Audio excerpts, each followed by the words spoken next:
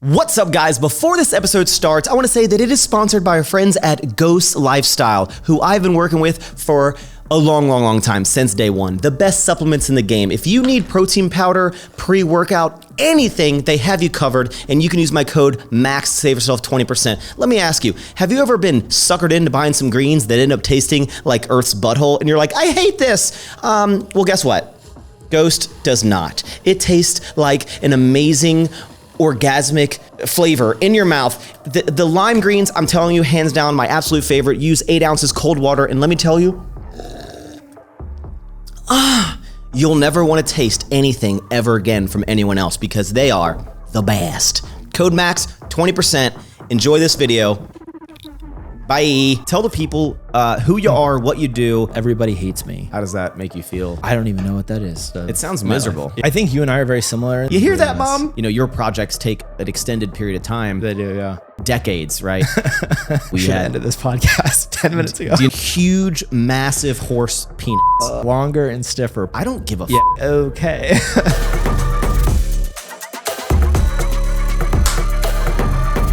Sink it like Backstreet Boys. We good to go? All right, I'm gonna do my little intro here. You ready? All right. What is going on, guys? Welcome back to a new episode of Don't Be Sour. I'm your host, Mr. Max Tuning, and today we have a very special guest, one and only Matt Komo, filmmaker extraordinaire, storytelling master. This guy. Appreciate that. What's up, dude? It's quite the intro. Welcome to the show. Thank you for having me. Little travel episode, man. This is gonna be exciting for me because there's a lot of episodes that I do of like I don't know a lot about the person or I have never met the person before, which is some of the guests that I've had before you. And it's cool to like learn about it, but like I don't know the depths of you. We're gonna get into. Okay, but we have a good history together. We've been boys for a couple years. We have because you know you've came down and filmed with Christian and stayed for months. Yeah, that's very accurate. And it was a long time ago. I think it was like 2016 or 17. So it's been a minute for sure. It feels like it was just yesterday. Huh. All the going to the club, just ripping shots together. Why did I know that was going to come up within the first 5 minutes? Of course. Well, dude, why don't we start? Tell the people who you are, what you do, the scenario, paint the picture for you. It's not like your spiel to an audience like this. It's if someone random asks you what you do, like say an Uber driver, what do you identify as? What is your pitch? I generally just default to filmmaker or just say film director. And I feel like that kind of just puts what I do in a category and it's just easy and people immediately understand it. And then the next question people always ask is, well, what do you direct? And then I generally just say, you know, different commercial work, advertisements, things like that. So I keep it very kind of surface level to the point and that's kind of really it. Do they ask you like, what movies have you filmed? Any of the Marvel ones? They ask, like, I actually do get that question quite a bit, not Marvel specifically, but like what movies or who have you like, you know, shot or worked for? And I generally don't really just mention any names. I kind of just am like, just, you know, just here and there, like keep it like very like surface. You're very mysterious. You know, I've been told that a lot actually, which is strange. You are because you have such a presence in, we'll say like the filmmaking community, the video editing world. I know anyone who kind of comes up in the space, even Oz always, you know, praises your work and, you know, is inspired by a lot of the things you do. And you've been around for like a long time, but I guess it's a weird time we're in because like me saying you're mysterious just means you don't post 24/7 on social media. Yeah. Which is like what normal people probably do and did before social, but it's like mysterious these days. Why being so into the culture of social media and working with all the different, you know, people, musicians, actors, influencers, whatever, why do you choose to kind of be more off social media, I guess? So that answer to that question, I'd say would be 2 parts. I would say the first, I feel like I'm just happier and feel much more calm and clear thinking when I'm just off social and not having to display every second of my life. So that's the first question or answer to that question. And then the second answer would be the nature of a lot of the work that I do. It's with a lot of high profile individuals and artists and, you know, XYZ. And a lot of that has to be fairly confidential. And you talking like famous people? I guess. I love famous people. Call it that. They're like just like you and me, but cooler, you know? I don't know about cooler, but they definitely have a presence for sure. But I feel like you're wasting your blue check, dude. Everyone wishes they could have the blue check, and then you're just like, I'll post a story every couple days. Yeah. I'm like, is Matt eating? He hasn't posted what his oatmeal was today. I'm like, how am I supposed to know what he's doing, dude? You're also on the other end of the spectrum, though. You're like a hyper, like, this is exactly what I'm doing at every moment of the day, which I absolutely love, by the way. I'm not knocking that. I think everyone needs to know what I'm doing 24/7. That's great. The world needs to know what I got in my Chipotle bowl, dude. This is true. That's content. You do love Chipotle. You probably go at least... I used to a lot more. My life's changed up, you know, as we get older and everything, like the things you started doing all the time, it's like it changes. I feel like for you, I've noticed you're now a runner. I am, yeah. I picked up running. And also you're fucking shredded, bro. Thank you. I'm over here trying to be like a fitness influencer, and you're actually more jacked. Oz, put a picture of his shredded body on the screen right here, dude. I know we can find it. Oh yeah. But you're like more jacked than all of the fitness influencers. Great. I love that. I think a lot of that comes from so much of my life is spent behind a computer and in my head with creativity and different things. It's one of the only outlets where I can just get outside, you know, myself. So when did you start running? I started around COVID when all the gyms shut down. And I just needed something to do. And, you know, I live right up the street here in Santa Monica. So I just started running to the beach every day. And then, you know, eventually like with weightlifting, you can lift heavier weights over, you know, the course of your lifting career, I guess. So with running, you started running longer distances. You want to know how I know you love running so much? Because that's the only thing you post on your social media. That is true. That is very true. Like, Matt, we appreciate that you're alive on social, but yeah. It's just like how shredded he is and what his running is. Yeah, nothing to do with film. Yeah, it's never like, hey, when I'm working on, it's like, I'm running again, guys. Yeah. What's your mile time? Fastest. The fastest? Since you started running. Oh my God. I don't even know if I've ever clocked just a fastest mile, but I would say like when I do quick runs, that'll be anywhere between 2 to 3 miles, which is super short. And I'll do those, the miles will be in the 6-minute mark. So like 6:30, maybe a 6:45. Like that's your average for like if you do 3 miles? Yeah, but that I can only sustain that for 2 or 3 miles. There's no way I can do that longer than that. What do you listen to when you're running? The start of the run, it's generally something that's like very like calming, and it helps me like keep my pace and cadence. So I like M83 or Odessa, like kind of like more mellow, like EDM type tracks.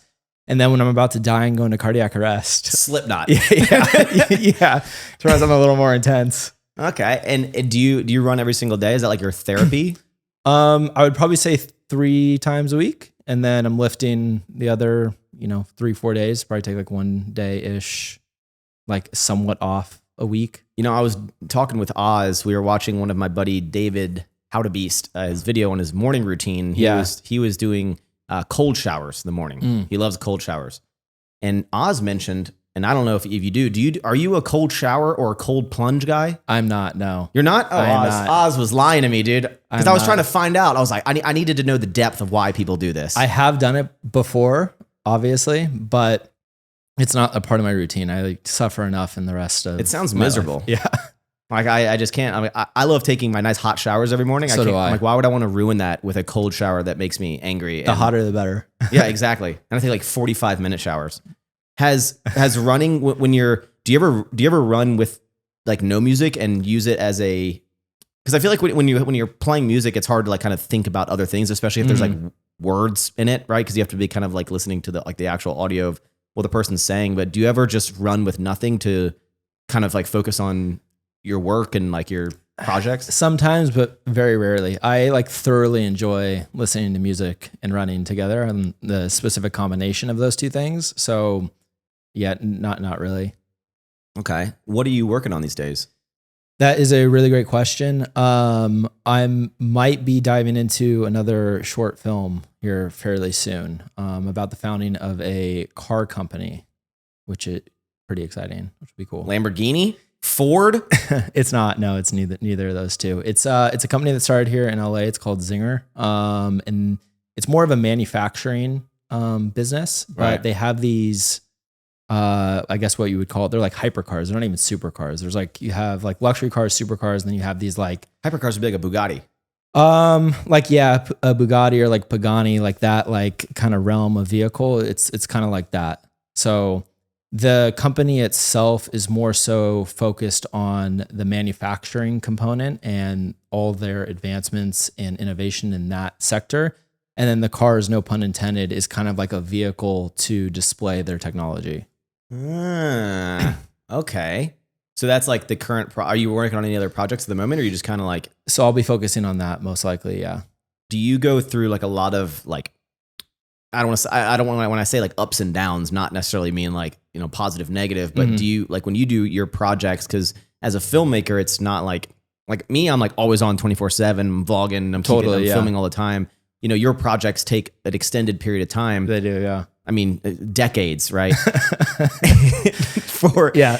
And then do you take like time off between projects, or do you just like kind of gang bang them out? I think you and I are very similar in the sense where like I always just have to have something going on. So as soon as one thing's kind of ending, I already have the next 1, 2, or 3 things in the pipeline or beginning to work on it. I don't really enjoy idle time. So I'm always trying to at least have something moving. What's the saying about idle hands?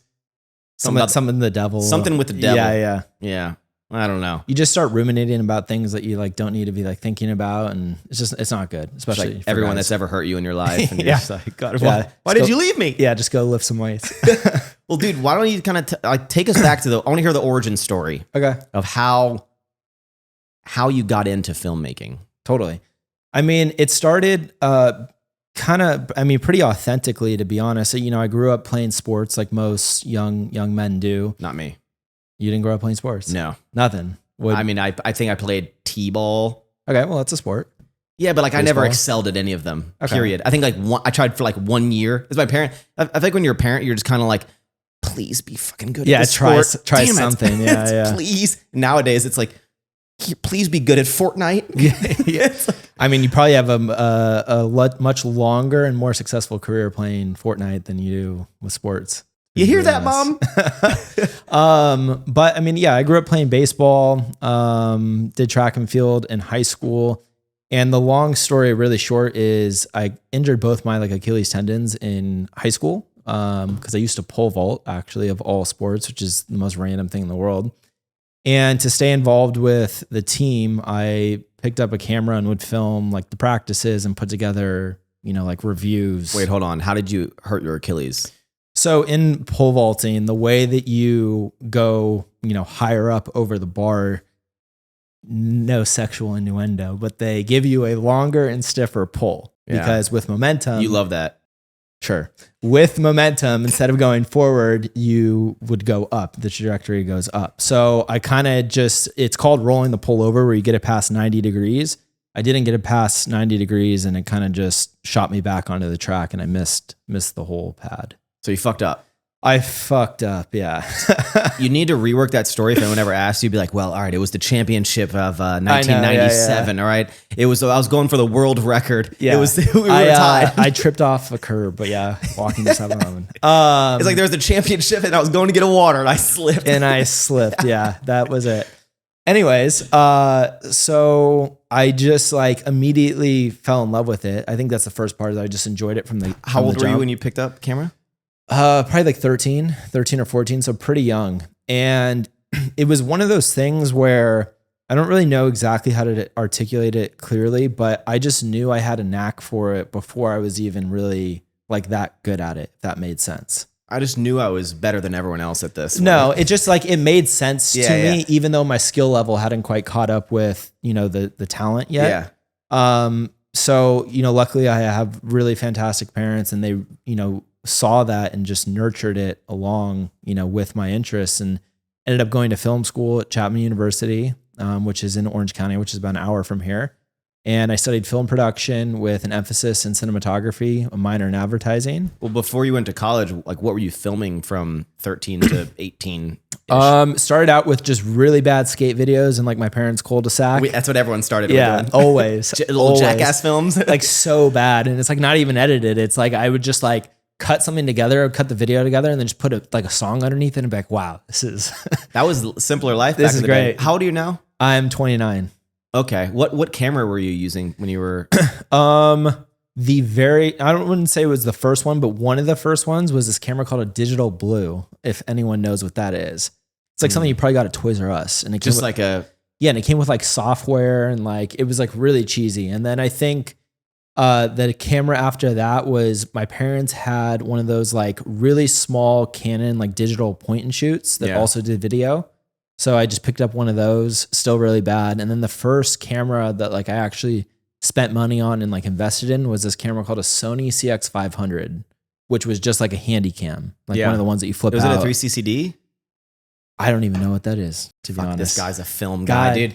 It was like the fancy, like you're also a little older than me. I am a little older. So I used to film skating video. That's kind of how like I somewhat knew how to edit when I started YouTube. Was back when I was 15, 16. I very similarly, probably not as good, but I started with film back in the day, and I had like this was a Sony TRV 900, which was a 3CCD camera, which was like the higher quality of the HD and would use like a higher resolution picture. And then I got. Do you know any of the? Like, did that use a tape or something? It did. They all back then. That was like you had to get the Sony premium tapes. You get in the blue packaging and whatnot. That was just a little bit before my time. I never had to shoot onto tape. How about oh shit? So you don't even you never like even like the Sony VX1000, the GL. No, Canon that was GL2s? Just like right before I started. I'm in the fucking Stone Age, bro. Yeah, I started on SD cards. God, dude, that's. Bro, oh man. Yeah. It makes me feel so old. Like, I mean, not really though. That was maybe 4 or 5 years before I picked up a camera. Like the rate of technology and advancement is wild. I was literally using like essentially VHS tapes. And before it was even they were called mini DVs. Yeah, mini DVs. But before that, they were like DVs. They were like this big, bro. They're like literally like cassettes you would put in like your tape player. And how much record time would you get on that? Oh, I don't even remember, bro. And it's gotta be atrocious. And then every now and then you'd like literally accidentally record over shit. Yeah. And it wasn't just like a clip, and you'd have to like scrub through it. And you didn't want to do that too much because when you played back footage, it would like kind of like mess with the like integrity of the tapes. Gotcha, you didn't want to replay it until you like plugged it in the computer, because then the files. I don't fucking know. This is science. Interesting. Okay. I don't have time to explain tape technology to you at this point. I love it. All right. So you went to college. I did. Yeah. Wanted to be a filmmaker. What was your early inspirations before, like what inspired you to want to go to film school? Because that's a big career choice, or like a life choice at the time. Totally. Well, if I'm being completely honest, I really didn't think about it that much. The only thing I knew at the time is that I really enjoyed this, and I never really quite like. There was like, I feel like a lot of people make this like huge decision for college. Like this is a defining moment in my life. For me, it was just kind of like, well, I enjoy film. These are the best like film schools that I think I could probably get into. And I kind of just made my decision like that. And I've been doing film ever since. So a lot of people will ask, like the whole college debate is a huge topic. Totally. And now the times they have changed, and now college is not as necessary unless you have a very specific trade skill set, doctor, lawyer, whatever, where you need certain things. What is your opinion on film school, college? Because I don't like, for me, I'm like, I have my thoughts about, I went to college, graduated, and like, I really enjoyed it, but now I can understand why, I wouldn't need it. It helped me with my social skills, but like as a trade like that, where they do probably get very, very specific of film techniques and whatnot, do you think that film school is still a necessity, or you could just find everything on YouTube? To be completely honest, you probably find mostly everything on YouTube. For me, film school like changed my life, and like you said, it gave me a lot of social skills, and it also was like a very like developmental like period of life for me that I needed to like go through. And I really enjoyed college. But like, is it absolutely needed? Like, if the question is, if you go here, you're going to be more successful than if you don't, I wouldn't say that that's necessarily true. But what I can say is a lot of the kids that did go to Chapman specifically, and in my grade in the years a little bit above and a little bit below, are all doing really, really cool and amazing things in the industry. And having that network is massive. Do you think, like, I don't know if you ever see movies and whatnot where people go to apply for jobs and they're like, oh, you went to Cornell, Yeah, and yeah. you know, you were like part of the fraternity. Yeah, you know, I was a brother like you, kind of like thing. Does going to, and I don't know if Chapman is a elite film school or something, but it has you going to college helped you in your like journey of like, because you went there, because the people you met there? The network, yes, for sure. The amount of friends that I have, like I said, that are, you know, doing really amazing things that, you know, can vouch for me is, you know, worth its weight in gold. But has anyone or any client or employer specifically asked me, like, where do I go to school? And like, that's the decision or defining factor of whether I got the job or not? No.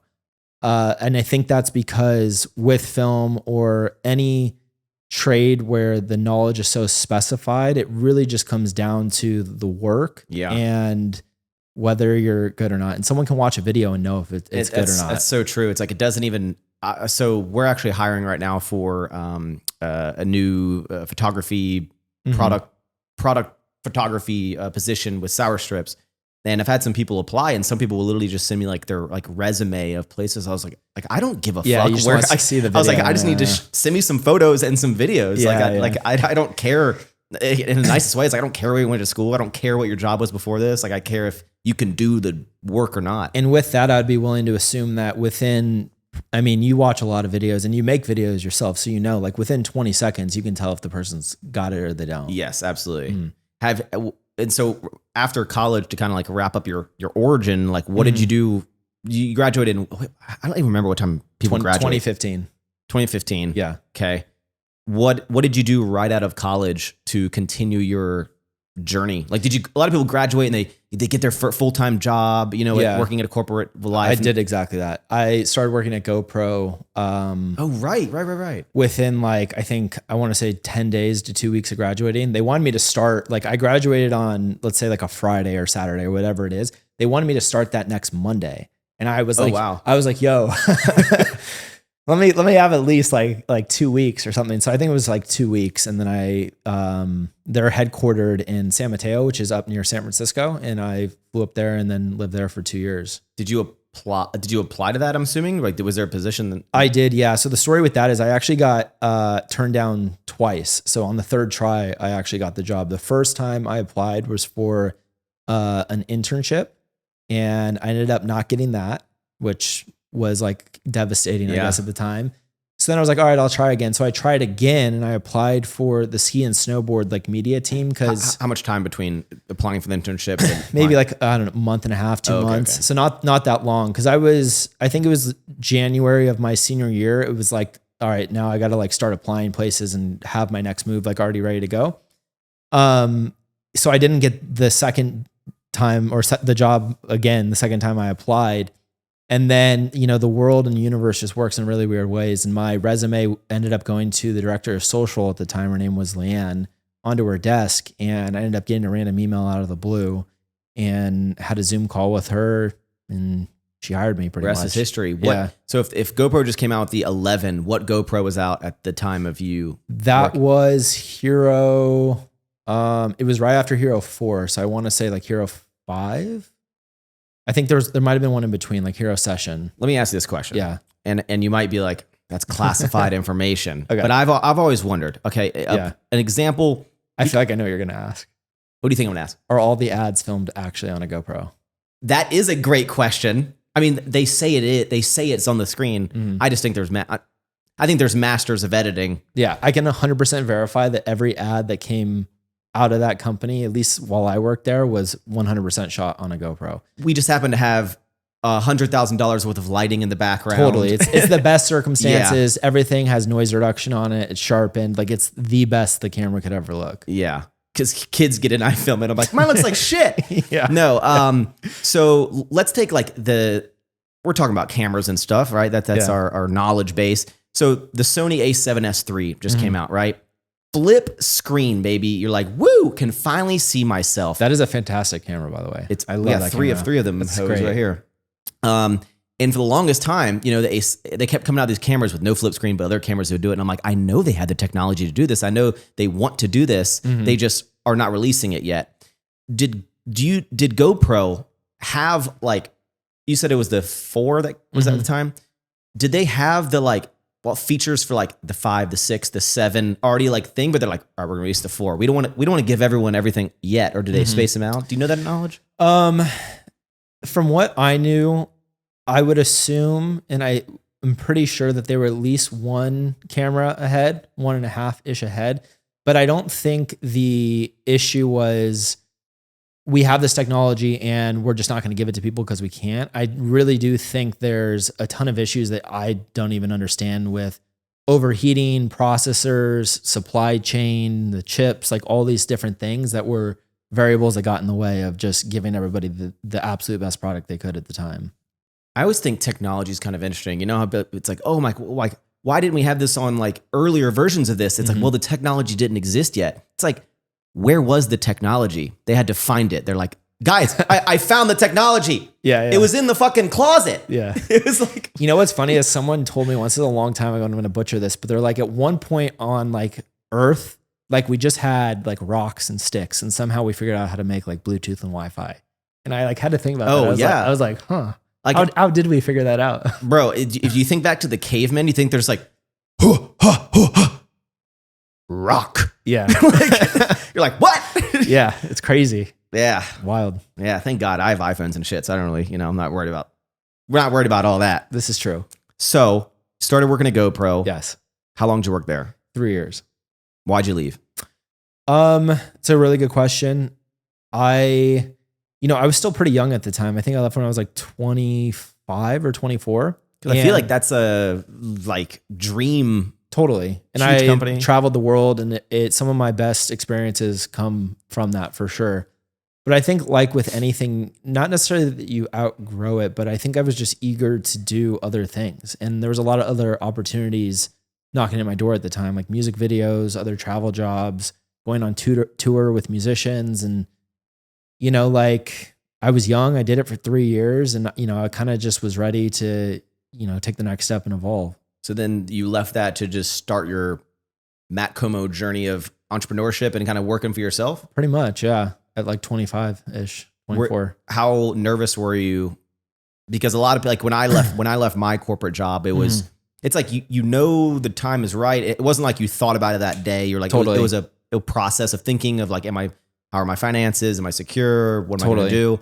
But it was still very nerve wracking the day that I, picked up the phone because I was kind of remote for my time, but like, hey, I'm gonna go flap my wings kind of thing. Totally. When you went to work for yourself, were you shook? Of course I was nervous, but you got to put into context for you. You're going from, you had like a very corporate job before, and then now you're jumping into like a whole different world, right? So like, it's so different.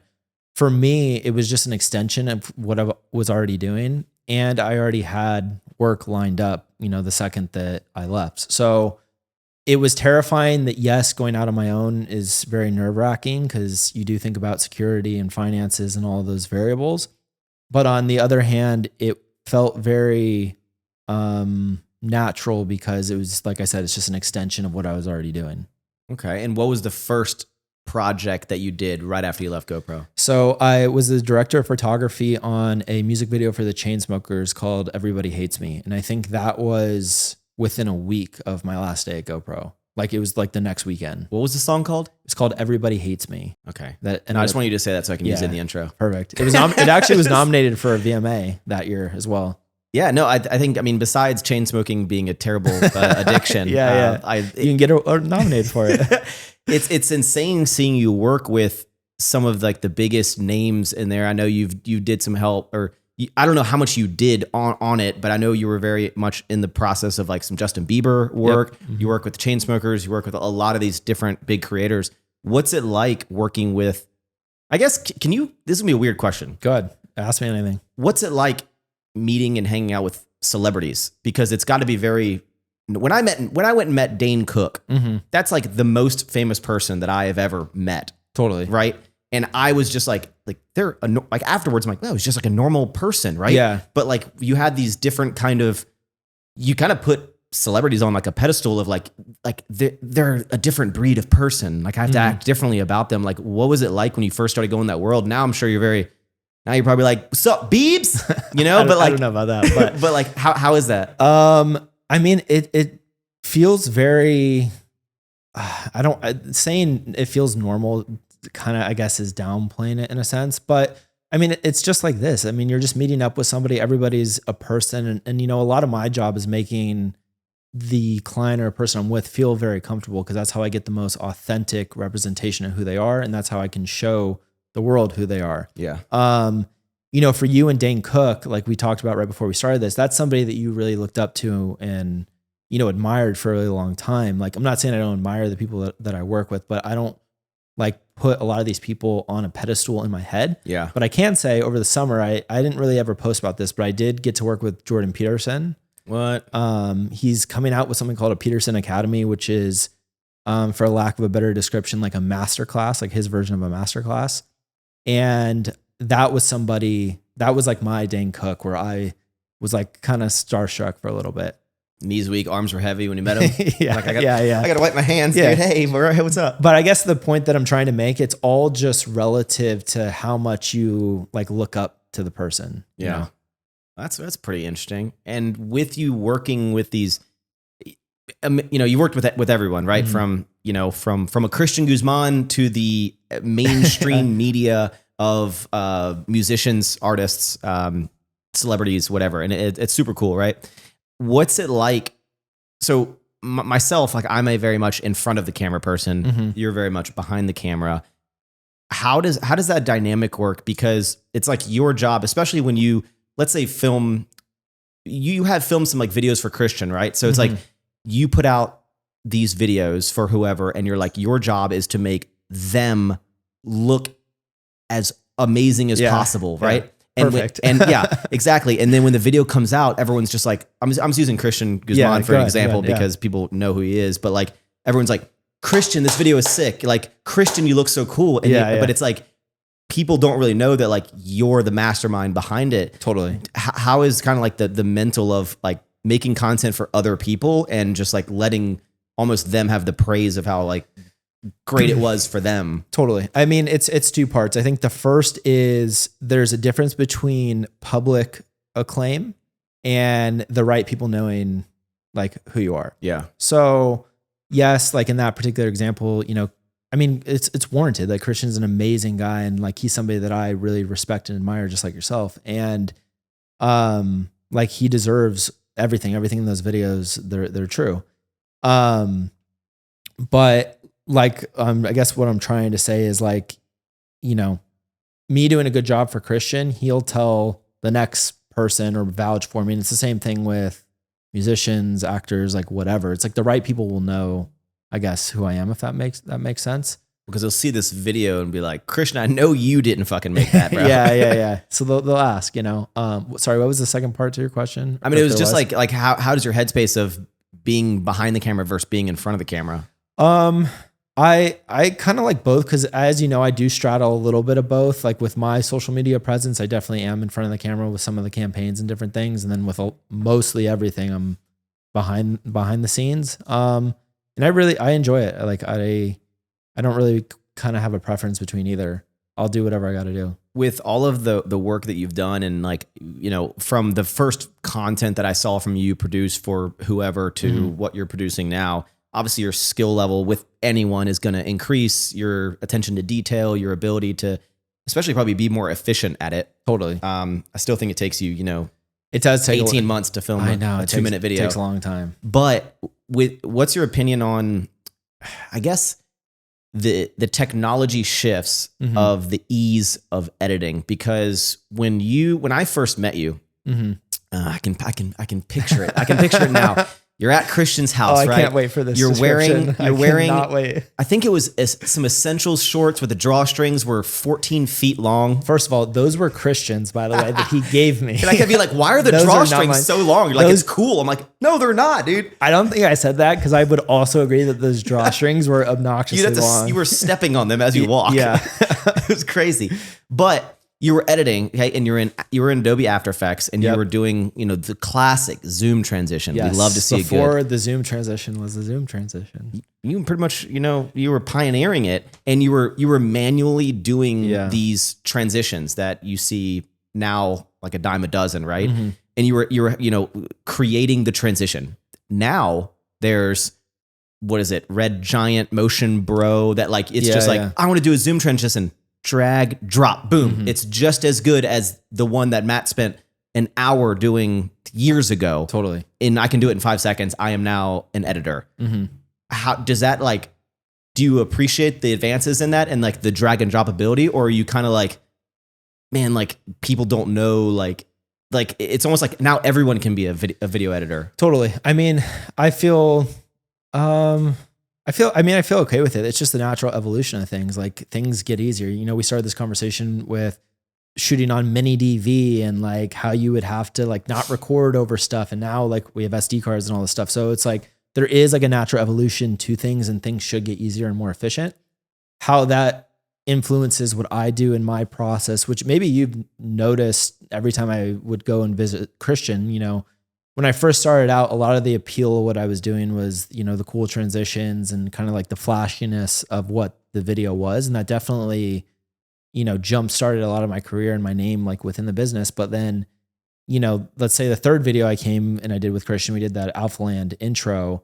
A lot of the process now is more focused on the actual story itself. Yeah. And that is kind of really, I feel like the skill set that separates me from everybody else. I think having the technological expertise that I do in production, from shooting, lighting, all that, and in the post-production with all the computer work, is just the prerequisite for me to tell the story the best way I can.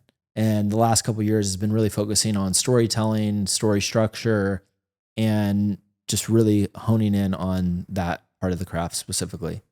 I think the getting angry about the technology is kind of like the old man yelling at the cloud of like, back in my day, we actually had to do work. Totally. It's kind of like, you know, I made content for years before I ever started making like money. And now people are like, I know. and they're like $50,000 brand deal in a month. And you're like, what the fuck, man? Like, well, I mean, if you just, you know, delineate success to like views on a screen, I could feel that same way. Like there's people that just set up their phones on TikTok and get millions of views. And, you know, like you alluded to, I'll spend months to sometimes years, depending on the project, on one piece of content that does a fraction of the viewership. How does that make you feel? Well, I mean, like the obvious answer is like, I would love to have millions of views on everything, just like everybody would for the content they're putting out. But at the end of the day, like I got into filmmaking because I actually enjoy the process of it and I enjoy the art form. And like, that's, you know, what sustains me and why I do what I do. So I feel fulfilled. I feel more fulfilled if I put a product into the world that I feel is of the highest quality. And even if it doesn't do the best views wise, I know deep down that like that's, you know, the pinnacle of my skill at the time, versus if I put out something that's like, you know, kind of half-assed, but it like explodes. Yes, that's great. You're yes. pissed. Well, yeah, well, maybe. But yeah, people will talk about that. But like, you know, I just don't feel as fulfilled by it. Yeah, no, I guess I can understand that. With you doing so many projects that take you such a long time, what's like a condensed version of why don't we use Christian with summer shredding? Mm-hmm. He's, you know, I'm Christian. Hey Matt, I want you to come down and, you know, there's more depth than I'm gonna get so fucking shredded, bro. And I want you to show how indented my abs are and my biceps. Yeah, that's a funny way to describe it. Actually. You know what it is, but it's like, but how do you take such a surface level thing? Totally. Hey, I want you to come. I'm kind of chunky right now. I'm going to get so fucking shredded. I'm going to step on stage. Mm-hmm. I want you to tell the story of that. Like, how do you, as the filmmaker, like when someone's like, here's what it is. Like, how do you make, and then you what you produce, that summer shredding video. Mm-hmm. It's like, what the fuck, Christian? Where did that you're a prophet, bro. Yeah. You should talk to him about all the brainstorming we did over the last couple of weeks for his new video. Yeah. It's the same thing. But I think that's the art right there. Is I always kind of say that I'm just a glorified therapist. So a lot of it is just me talking to the person and pulling out of them what they like. I feel like they're subconsciously trying to do, but they don't necessarily have the words to articulate it. So a lot of it is just me having conversations and just trying to get to the core of whatever it is they're trying to say. And honestly, like that is what is the foundation for any video that has an impact. Is you got to figure out what the person's actually trying to say, and then that guides all your directions moving forward. Do you have like key things you like put into videos that you're trying to capture from the audience in every single project, whether it's a personal project for you or something as a bodybuilding show? Are there like key things, or like, obviously it's like, I need, the origin of it. I need the climax. I need the ending. Is this going to continue? Like, are there things like key points you're going to hit of like hitting emotions from different people? Yeah. I mean, to keep it like really, I guess, like concise with any story, like someone starts a certain way, there's a series of events that happens, and then there's some sort of insight, and then they change at the end. So that would be like the most skeleton way I could describe what a story is. And then in order for the ending to have significance, whatever that ending thing is, you have to explain, where the person started from and give context to the entire story. So I guess if anything, those themes or components are present in anything that I'm doing that's, quicker than 60 seconds, is give context to the individual, explain where they're starting, show the series of events in the most stylized way that I possibly can while still conveying the information clearly, and then show that ending transformation, thing at the end. Do you have, let's say you're going to film, and I'm keeping on the summer shredding. Like if he's like, when you create videos, do you have an idea like, okay, I understand everything that like you want to tell in this story.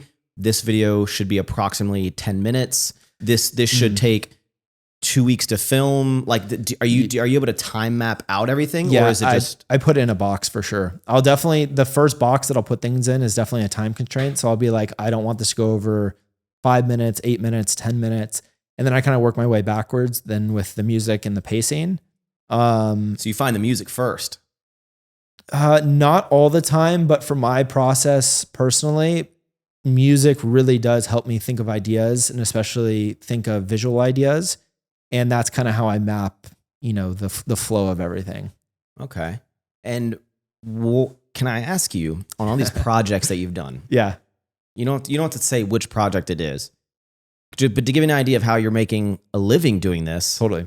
What is the largest monetary project you've ever accomplished? Like what's the biggest payout for a project you've done? Like the number? Uh-huh. I mean, it's in the multiple six figures for sure for a project, but you also have to think that like, you have, budgets for different things. So luckily, like there's different ways to go about it, but hold on. You've made hundreds of thousands of dollars for one project? I mean, the total budget. Yes. I mean, we're doing big productions, or I'm doing big productions for, worldwide and global brands. That stuff's playing in, Targets and Best Buys and different things all over. So, in order to execute on that and to do a production that takes place all around the world, like it costs money to do that. That doesn't mean that that's exactly what I'm making on that specific project, but you do have a budget to execute on it. Oh, you're like, the budget, like, I think we can cut out most of this shit.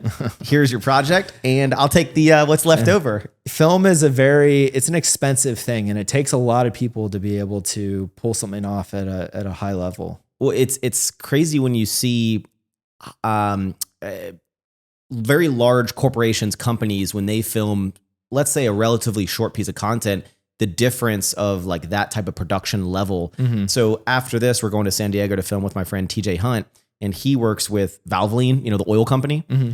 And he posted on his story of like, Valvoline's coming to shoot a commercial, probably 30 seconds or something. Totally. And the amount of people that they had and the amount of like setup and rigs and like lighting and everything. I'm like, are y'all filming a movie? It's a lot. Yeah. And I'm like, do you ever like go into production and be like, guys, we don't need all this shit? 100%.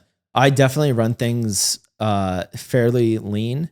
And I'm kind of a minimalist or essentialist, however you want to put it, in regards to production, where you do step onto a lot of different sets and different things, and it's just very bloated. There's so many people, And when I see it, and you probably do too, is like, being an entrepreneur is I just see dollar signs. Yes. I'm like, I somewhat have a ballpark of how much each person's making because I've been doing this for forever. And I'm like, you cost this much, you cost this much, you cost this much. And that's just for your day rate. And then who knows what the rates were, in the pre-production process. And if you're on the post side of things, and I know how much that camera costs to rent, and I know how much that studio costs because I've rented that studio before. And the numbers add up very, very quickly with film. It's wild. It's crazy. It's crazy. And all the projects that you've done, the one that I want to get to is probably your favorite project you've ever done, and that's the A Forgotten Life with your grandfather, which before I kind of dive into it, I want to, when you released it, I'll be honest with you, I never fully sat down and watched it. Okay. and not in a mean way. It's like I meant to, and I clicked on it, and I like saw a little bit of it, and I was like, okay, I'm gonna get, like, I really want to watch this. Yeah. And it wasn't before this interview, I put it on, okay, and because I was like, I wanted to turn everything off, and I want to watch this to really understand it. And bro, it was one of the most moving things I have ever watched. Thank you. I really appreciate that. Like, I can't even begin to work. And it's something that, it impacted me for a lot of different ways. My dad passed away a long time ago, and just like a lot of your ability to make people feel something in that video was like on another level. And it definitely tied in a lot with like, seeing like the hospital and your granddad suffering and needing help and assistance to do things. So that pulled a heartstring there. And even your ability, it's like, it's like the whole thing was focused on your grandfather, but even like the emotion you captured with his wife, who, your grandmother, who passed of cancer, the kind of like the love story you tied with that. After I watched that video, I literally sent my girlfriend a long like message telling her like how much I loved her. That's amazing. Because I was like, I watched something and it's like, it like pulled this heartstring, and it was like, I'm getting emotional even talking about this shit. And it was like, it was so good, man. Thank you. I appreciate that. It's your ability to pull people in. And like, I was like, it's like the world was shut out. Like when after the first like 30 seconds, minute, walk the people through that project. Well, what part specifically? I mean, like, I guess is like, at what point were you like, I want to film? Or I guess why don't we talk like surface level? Like, what is the video about?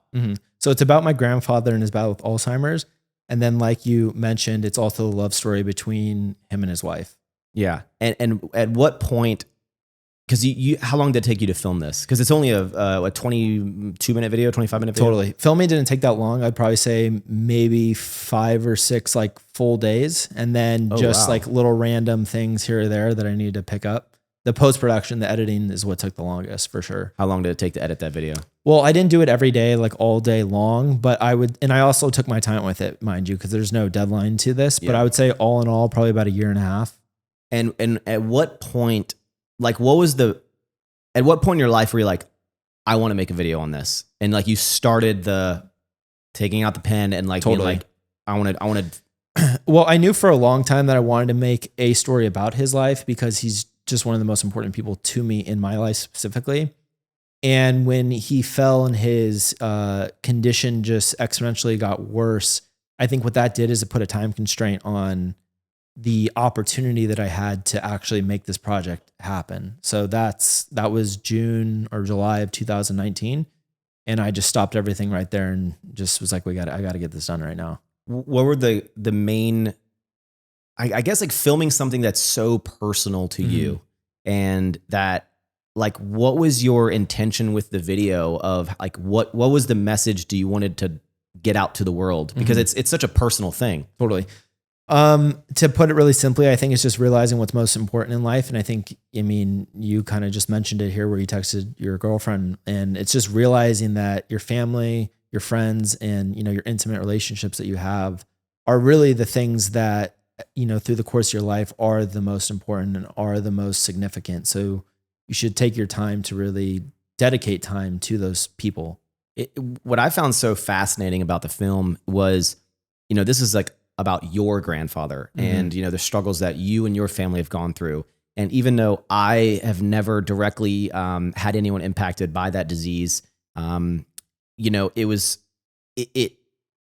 it was something that made me, like when I finished, and like I said, I texted my girlfriend, but it was one of those things like it's like it finishes, goes to black, right? And it's like I kind of like sit back in my chair, and it was like I was looking around me, and your ability, like when you said about like how the family's the only thing matters, like that was what I got out of that video. Like I was looking around, I was like, nothing fucking matters. like all of the like material things, I was like, Yeah. When we die, I was like, literally like the loved ones and the memories that like you capture, like in the way you encapsulated that core feeling and emotion was like on another level, man. Thank you. I really appreciate that. How, when you were going through editing that, like, when did you know the film was done? Because I'm sure, I feel like it's one of those things like, I can make it better. I can change this. Yeah. I definitely think I naturally have a like barometer of when like the story is complete. Now, my barometer of when the story is complete and then my own neuroticism of trying to make it better are two different things. Yeah. For this, I just wanted to make it the best I possibly could. So I would spend a disproportionate amount of time on things that nobody would ever notice, like little visual effects, sound tweaks, different things here or there. But the core of the story and the core of the film itself was probably done, I would say 5 to 6 months before I actually said it was done. Like to the point where like I could show it to somebody and they would get 90% of the effect that I was trying to articulate. Yeah. And I mean, and you released it to a large audience. Yeah, about 600 people at this theater called the Directors Guild in LA. Which is amazing. Mm-hmm. What was everyone's reaction to it? I can only imagine. Because let me tell you, bro, like, and I want to like I'm going to look at the camera right here. Like, y'all need to go watch this fucking video. Thank like, you. It was so moving. And the part that fucking was like, I was like, oh man, like when you wheeled your grandfather. Yeah. And there was the big black curtain. I was like, what's behind the fucking curtain? What's behind the curtain? And then when it pulled into his wife, I was like, oh man. Yeah. And that's what I was like, shit. Like, and that's what I like just started getting emotional, man. Mm-hmm. And it was just beautiful. Totally. Like, and that is something that I think has to be probably one of the most proud things that you've ever done. Totally. And it's so cool to see people with like your skill set and to do something that has, I think that has an impact on people. Mm-hmm. And it sparked an emotion with me. It had, relatability with sicknesses, even if it's not the exact same. And just like your way to convey of the life is short and beautiful, absolutely beautiful. Thank man. What do you think do you think you're ever going to do a project that's going to be on that level? I mean, I hope that nothing ever happens that like you need to do something like that. On that level, as far as production is concerned, I'll do things that far exceed that. I mean, I'm still so early on in my career, and a filmmaker's and director's career generally doesn't really hit its stride until they're in their 40s or 50s. So I still have, a long way to go because I want to make movies someday, like really big movies. You need a lead actor, dude? Yeah. I mean, hey, I kind of want to be like Adam Sandler, where he puts all his friends and everything. That's exactly how that would be fantastic. Yeah. Well, play just dumb characters. But as far as like actually meaning is concerned, I would say that's got to be, I don't know. I'm still really young, but it's got to be top 5 most meaningful things I probably ever do or commit to do. What did your grandfather think of it? Well, his memory's too far gone to even really, process it. Fuck, man. Yeah. That, like I said, when I said that my time frame was condensed, like those moments that you saw were honestly the last maybe month to 2 months of like any sort of cognition that he had, where he was like, I wouldn't say normal person, but like, you're like, oh, it's like a, normal old guy. Now he's kind of, I've never experienced an interaction with anyone with that. Mm-hmm. And, with my dad, it was it was something like, he couldn't communicate at all. Is like his brain's there, and it's so devastating seeing the people you love just like not being able to fucking communicate. And something you said, where you were like, meeting someone for the first time every time is how you feel when when your granddad feels when he sees you. And when you did this scene where you were showing him all of the memorabilia, and that'd be the right word. It's just the memories, right? Yeah. Like how did that like make you feel with, because I don't even know, like that was so overwhelming. Totally. Like so overwhelming. Well, I mean, selfishly, it made me feel great because it's like you're doing something like really cool and unique for somebody that you love. But that day specifically was really, there was a lot of emotions and a lot of things going on. Obviously, you have the component of showing my grandfather all of his memories, and you don't know how he's going to react to it. You're assuming that he's going to like to see all these things, but he could not, like he could be having a really bad day and like, have a negative reaction to it. So like that was going on in my head. I also spent a ton of money. Every single dollar and penny that was spent on that entire project, from the inception of the idea to the premiere. So everything in between came from my pocket. Nothing was donated. Nothing came from my parents. Nothing came from anybody. So I spent a ton of money on that day specifically, not only for the studios, the cameras, and everybody, but also all the people on set. So that was running through my mind where I'm like, I have one opportunity to do this. I'm spending a ton of money. I hope it works. And then the other thing too is like, okay, now my personality also has to be split. And you probably feel this way with your business, where there's like entrepreneur Max, and then there's like Max, right? Yeah. And then there's the version of me that has to direct a team, be very direct, concise, and articulate. And then there's a version of me that has to be very like soft and empathetic. And that's what I'm doing with my family and my grandfather. And to context switch between both of those things on a moment's notice all day long was a lot more challenging than I thought it was going to be. How many people helped you on that project? On that day, or the whole project? I guess when you say the day, it's when you're showing him all the... Yeah. Right. That day, I want to say I probably hired out maybe close to 15 to 20 people. Oh, wow. It's got to be such a, I don't know if difficult's the right word, but to, you're making this film for your family. I don't like the word starring in the film, right? Yeah. But you're in there, but you have a very, very specific way, like how the video needs to be.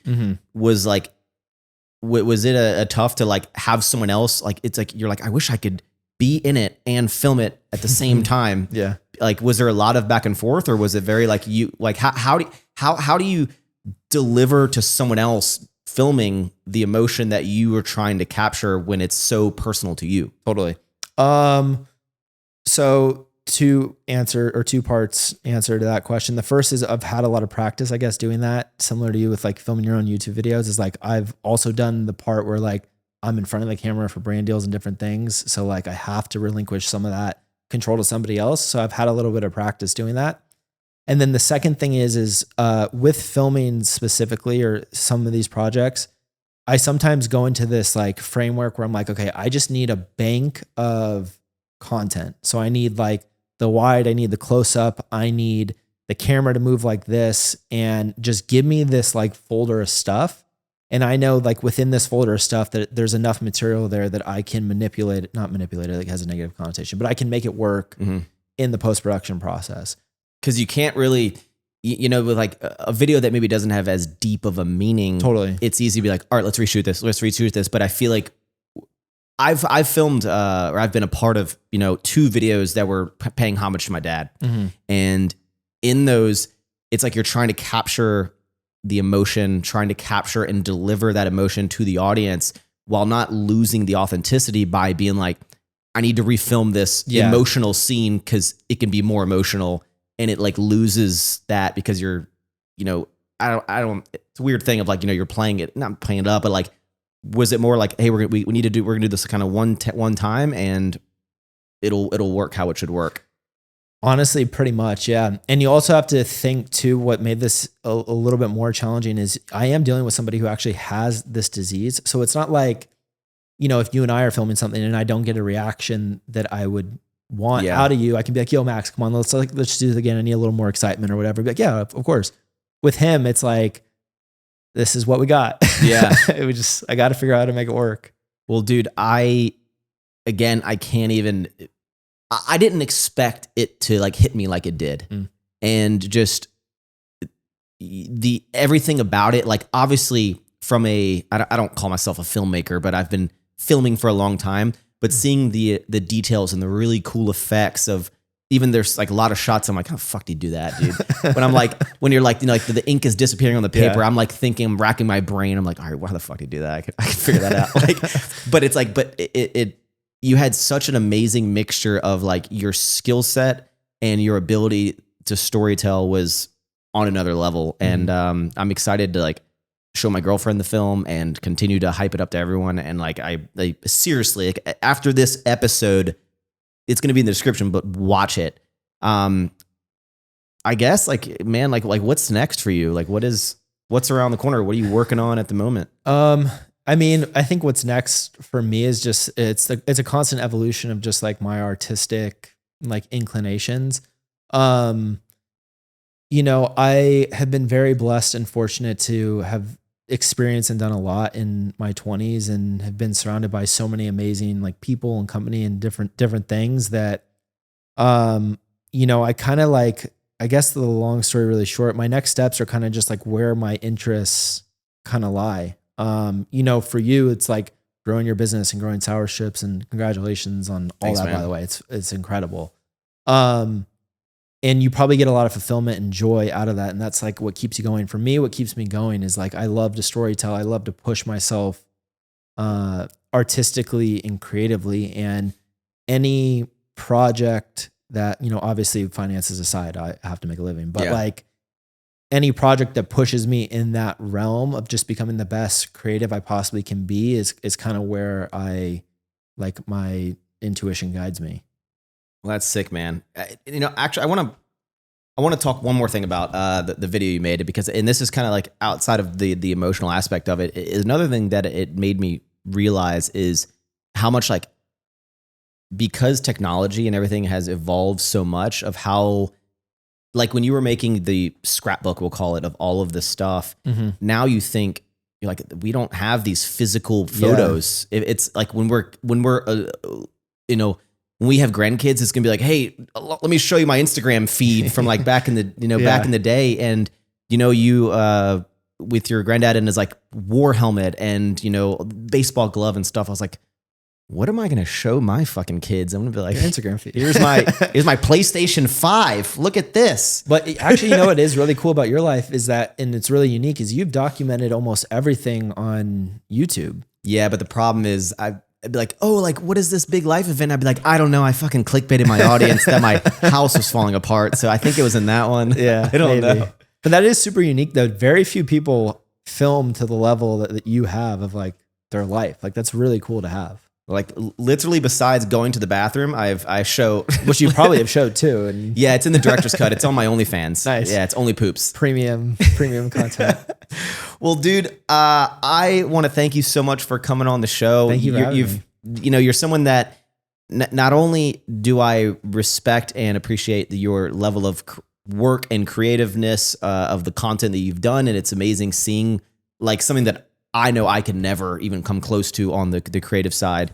But just being, boys with you over the years and connecting with you more as you've come and hung out. And, when you did the work with Christian, I feel like we developed a friendship, and, being able to maintain that is super cool. And it's amazing to see you evolve and work with all these super amazing people and the projects. And, your film is something that will live in me for a while, bro. 'Cause it was just very, very touching. And you said you're 29, right? I am, yes. When do you turn 30? In August. Crazy, I know. It sucks. How old are you? 33. It gets better, right? Okay. Your 30s are essentially your 20s with more money. Okay. Hopefully. That sounds great. No, okay. But here's the caveat. You know how you hear about, oh, I'm like, either I'm so tired, my body hurts, it all happens. Like you're Interesting. Like now, like both my like IT bands are hurting. My elbow started hurting out of nowhere. Your back hurts and shit. I have noticed that past, I think it was like when I was like 26 is when I really started to notice that, like, not necessarily I was slowing down, but I couldn't pull the all-nighters that I used to. Hangovers would last a lot longer. So that's like when I really like kicked in the high gear, all the fitness stuff. And I feel like that's like, do you still drink a good amount? Not really, to be honest. Well, dude, thank you so much for coming on the show. I'm going to put, you guys can check him out on Instagram. You'll see a story every 16 days of him running, and then that's it. And I'll put your YouTube, absolutely your short film. I'm going to put a link specifically to that video, but he has a lot of amazing work on his channel. And is there anything else? Like, and you started you were going to start a backpack company. Yeah, and it then was a long time ago. Kind of just stopped doing that. Yeah. Actually, can I ask you a question? I like to give up my dreams too sometimes. Can I ask you a question before we finish? Of course. Because I really do respect and admire you as well. And everything that you've built has been incredible, from Ever Forward to Sour Strips is like on a rocket ship to the moon. Tell me more nice things about me. It's fantastic. No, I really do. I genuinely mean that. Thank you, bro. What keeps you inspired and going and pushing? Because, like, for example, you don't have to come to LA and do 4 podcasts in 48 hours and then go back to Houston and go grind in all your businesses. Like, what for you, like, just keeps you going and inspired every day? The fear of being irrelevant on the internet. I feel like that's actually really true. If you would hear me talk about my depression with my YouTube views going down. I've watched those videos. God, like, there's Max fucking complaining again. But it's almost like, it's like when you put out a video that you're like, you wish it reached a lot more people because you're like, the quality's there. And then you see other videos that there's no effort in that get more views. And it's just more like frustrating. That's me. Cause I'm like, I know I'm so fucking cool, dude. And people who just don't appreciate how cool I am. But no, it's so interesting though, because some people would look at that and like their views going down. They're like, I'm done with this. Like, I'm not relevant anymore. But like you're like, it's like the fight or flight mechanism. Like your fight mechanism. No. Kicks in. What it is there's a quote from, I believe, is it Batman or is it the Joker? Or is it the Mayor? You live long enough to see yourself become a villain. Is that's essentially me. I'm like turning into the villain. I could have dipped out, pieced at my peak. Yeah, a long time ago. I know, a long time ago. I guess to answer the question, it's something that I truly love to do. And I'm very infatuated with staying very busy. And something that I've said before was, whenever I feel like there's so much on my plate, when I'm overwhelmed, I'm very, very stressed. As weird as this is, I'm like, I should add something else to my plate. It doesn't make sense. Like, there's no reason I should have started doing this podcast, because I have plenty of other shit that I can be doing it. But I'm like, no, I think it'll be fine. And I don't know. It's like, I love just like pushing myself. And I think it goes back to like a pride thing of kind of when I was growing up in high school, because it always felt like there was other people in school or whatever that was just like, it was like they were winning, like they were succeeding. And I just like, it's like I couldn't catch a break. And then when I found, my stride, I was kind of like, it's like I have this mission in life to like prove to myself that I am able to do great things. And like, that's what I want to do. And I want to, and I just feel like I never want to feel like I've let an opportunity slide of like greatness that I think I could have done and provided value for the world. And I just love entertainment, and I love entertaining people. And if I was to ever become a billionaire or something and I never needed to like work again, I think I would shift all of my time to strictly entertaining people. And I would not care about business or whatever. It's like, all right, I got the money, I can, provide for my family and my loved ones. And it's like, I love entertaining people. And it's crazy, bro. And I think and the entertainment thing is just providing value to people. And it doesn't have to be super deep, right? It's like whatever values, like with Sour Strips, it's super cool to see kids really happy eating this candy that, like, never existed at the Target, you know, and like it's just cool having this impact in some way on people. Totally. And I'm sure you can relate to that with like the video and you know, not only how you made me feel with that with your video about your grandfather is like you've impacted tens and thousands of, you know, hundreds of thousands of people with an idea that you had. Yeah, it gives you fulfillment, and essentially. And I think in some way everything that someone does that impacts is really do leave a mark on the world, bro. It's anything is like shifts people's mindsets or shifts something that they're doing because of something that you did. And it's like you'll never know what the thing was that changed someone's entire life because of one decision they made, because of something you created or something you said. And it's just cool to be like, I'm providing value to the world. And it's, you know, I don't know, bro. I mean, it's a beautiful thing, and it's like super inspirational. And I'm sure there's thousands, hundreds of thousands of people that watch all your content. Well, not hundreds of thousands anymore, but I mean, there's at lot, least 100 people. There's definitely a lot of people that watch your content that will never comment, will never say anything, but they're always watching, and you are impacting them a lot deeper than you probably ever know. So you should just keep going, bro. Always watching Wazowski. Yeah, I love that movie. Such a good movie. All right, ladies and gentlemen, all of Matt's information will be down in the description. Go check him out. If you're watching this on YouTube, make sure you like, comment, subscribe, hit the notification bell. If you're on any sort of podcast streaming service, give us a 5-star review, even though I have no idea what that actually does, but it makes me feel all warm and fuzzy inside. We'll see you on the next episode every Monday, 9 a.m. Eastern time. Thanks for tuning in. Eat more sour strips and ever forward. Let's go. Appreciate it, man. Yeah, dude. Actually, while you're doing this, I had Oz change your phone background to a horse penis. Nice. Yeah, in my phone, in my pocket.